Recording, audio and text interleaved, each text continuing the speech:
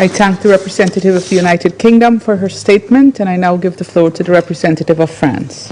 Merci, Madame la Présidente. Thank you, Madam President. Madam President, I first of all wish to thank the Secretary General of the United Nations for his statement 2 days following the statement he made when he warned us about just how grave the situation was.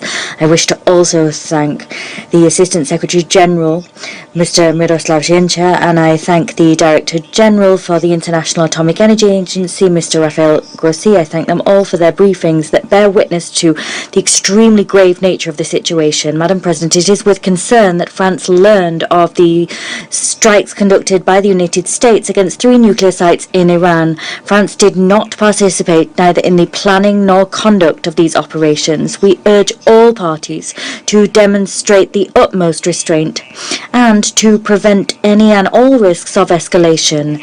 Now is the time for strikes to cease, for de-escalation and for negotiation. Civilian populations must be spared at a time when strikes exchanged between Iran and Israel have produced too many civilian victims.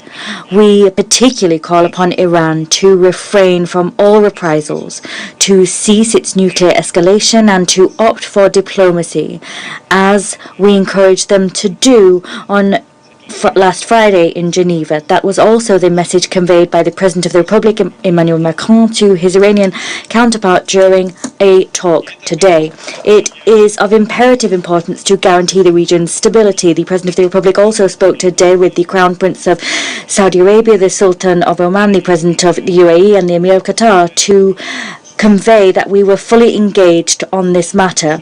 The conflict broadening in scope would pose a grave risk to Israel's security, for the security of the region, and for international peace and security. That is the common message espoused by the President of the Republic and shared with Britain and Germany and their leaders. We took note of these statements made by the IAEA, according to which no increase in levels of radioactivity had been seen around the sites struck. I here support France's full support for the DG of the IAEA and its personnel.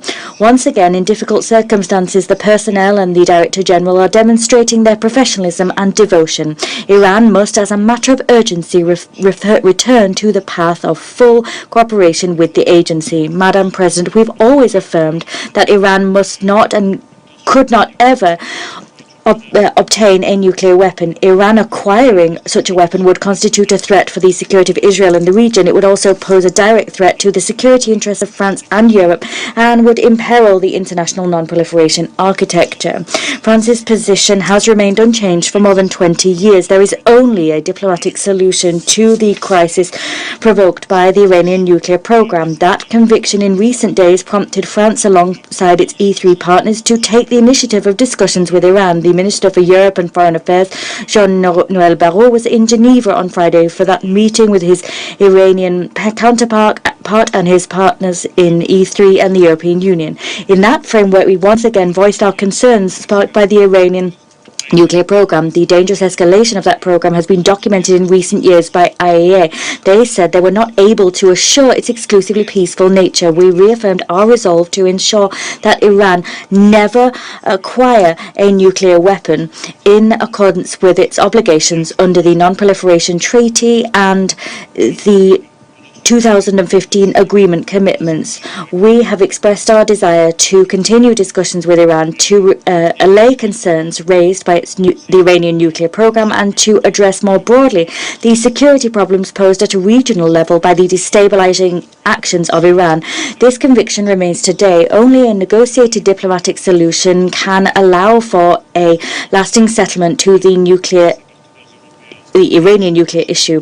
France remains ready to contribute alongside its European partners to seek such a diplomatic solution. We must return to negotiations with a view to achieving a robust, verifiable and long-term solution, vital in order to allow the agency to assure that the Iranian nuclear program is entirely peaceful. That is not the case today. That is the only way that we can guarantee the stability of the region and global peace and security. Madam President, let us never forget that the region in Gaza is already facing a protracted war with devastating humanitarian consequences. We call for an immediate ceasefire. for the unfettered delivery of humanitarian aid throughout the Gaza Strip and for the immediate unconditional release of hostages. France remains determined to move towards the implementation of a two-state solution, the only solution liable to allow the Palestinians and Israeli people to live in peace and security. We will continue to work towards a resumption of the conference mandated by the General Assembly. France will co-chair that conference with Saudi Arabia. Madam President, this Council will meet once again in 2 days to consider the implementation of Resolution 2231. That meeting must stand as an opportunity for this Council and for Iran to reaffirm their commitment to diplomacy and the spirit of negotiation which prevailed and allowed the conclusion of the 2015 agreement. I thank you.